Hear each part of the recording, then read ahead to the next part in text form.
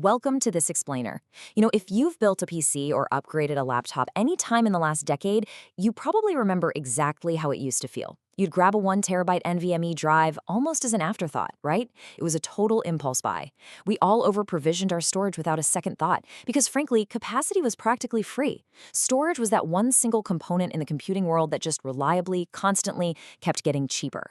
Well, I have some shocking news for you today, as we're going to see as we dig into the data that golden era of cheap PC storage, it's officially over.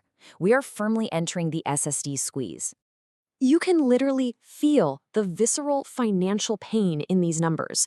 We are comparing what a standard 2 terabyte NVMe SSD cost back in 2024 versus what it lists for right now in 2026. Think about this. In 2024, you were paying between $120 and $150. Today, you're looking at somewhere between $300 and $480. A 1 terabyte drive has roughly doubled in that exact same time frame. What used to be this easy why not add-on to your shopping cart has dramatically doubled or even tripled, transforming into a massive, budget-breaking item for everyday consumers.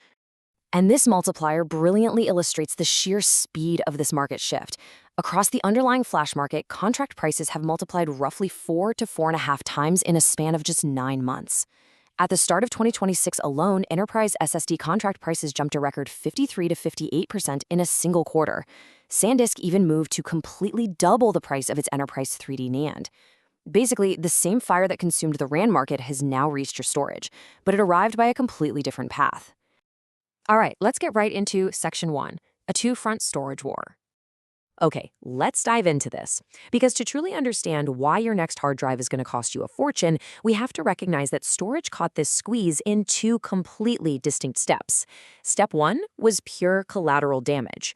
Flash production lines literally have to fight DRAM and high bandwidth memory for the exact same cleanroom space, the same capital budgets, and the same engineering attention at the manufacturing fabs. When massive companies tilt their factories toward making highly profitable memory for servers, NAND output just inherently suffers in parallel. So storage caught the squeeze simply by sharing a factory with what the rest of the world wanted. But step 2, this is what makes it truly wild. It's a direct hit. AI doesn't just squeeze storage out of the factory, AI is actively consuming enormous amounts of storage directly.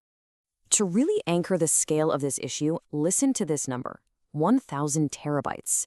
A single standard AI server today can demand over 1,000 terabytes of NAND flash. The demand here is entirely structural, and it is accelerating unbelievably fast, with the NAND market forecast to grow over 100% in revenue in 2026 alone. Let's break down exactly how AI is actively eating up all this storage. For a long time, we kind of thought of storage as a passive bucket, right? Just a place where your data sits quietly. Not anymore.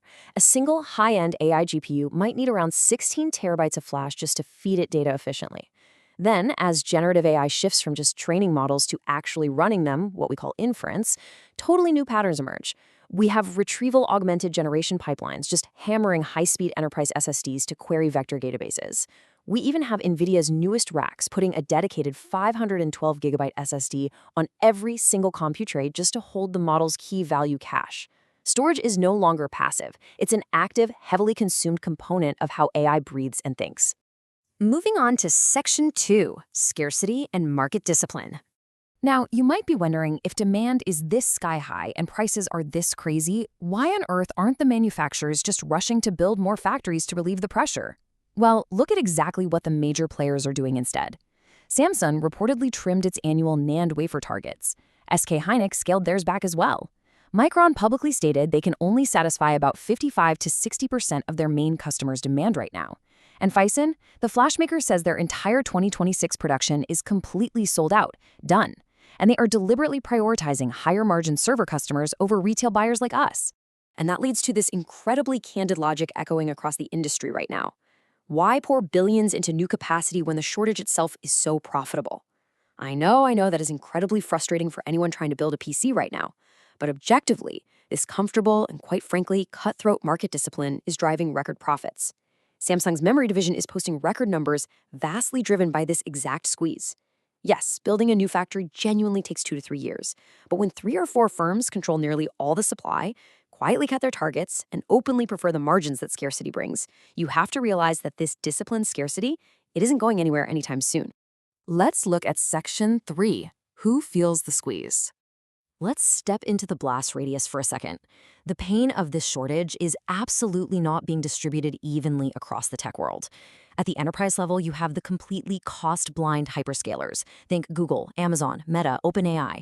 They are placing open-ended orders and monopolizing all the top-tier supply, leaving literally everyone else to fight over the scraps.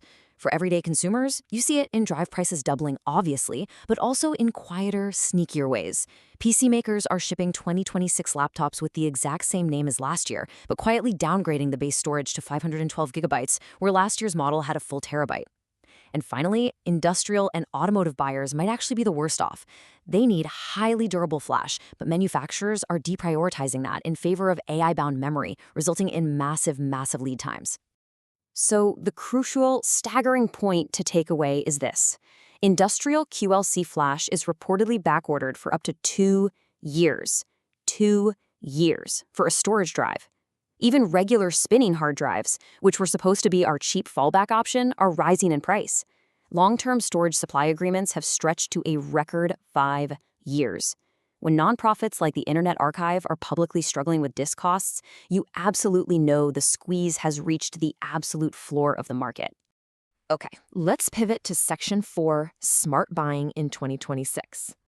So, how do you equip yourself for this new reality? What are you supposed to do? This is the hard truth you really need to internalize. Buy the storage you genuinely need now, not later. Do not try to wait out the market. It's not going to work. NAND flash is riding the exact same demand wave as DRAM. If you wait, it is highly likely that it will cost you more money down the road, not less. Let's rapidly punch through some definitive buying rules for 2026. First up, favor TLC NAND with a DRAM cache for anything important. You're going to get better endurance and far more consistent performance than you will with cacherless QLC drives. Second, skip PCIe Gen 5. It carries a ridiculously steep premium right now, and honestly, for gaming, general use, and most creative work, a good Gen 4 drive performs virtually identically for far less money. Third, in a market this hot, watch out for counterfeit drives. Fake versions of popular models are actively circulating out there, so buy from established brands and authorized sellers and test them the exact second they arrive. And if you are building local AI libraries, remember to size them deliberately. Storage is still relatively saner than RAM, but saner now just means double the price, not cheap. Finally, let's wrap up with Section 5, the paradigm shift. We are witnessing a fundamental paradigm shift in the tech economy. We've officially crossed a threshold where storage is simply no longer the last cheap thing in computing. If you're looking for a light at the end of the tunnel, this timeline gives you the stark reality. We are currently in mid-2026, which is the peak squeeze with absolutely no relief in sight. The absolute earliest forecast for any potential market relief isn't until late 2027. The demand force of AI inference won't just fade quickly because it grows with every single model deployed and every new pipeline created. The long-term price floor for storage has permanently reset above what we all remember. I want to leave you with this final, provocative thought. When the cheapest, most abundant component in all of computing suddenly has a 2-year wait list, is it even accurate to call it a commodity anymore? AI is having a massive, long-term physical impact on the consumer tech we buy every single day, fundamentally altering what we can actually afford to put in our machines. Think about that the next time you go to hit Add to Cart on a simple storage upgrade. Thank you so much for joining me for this explainer, and definitely keep these rules in mind as you navigate the totally new reality of PC building.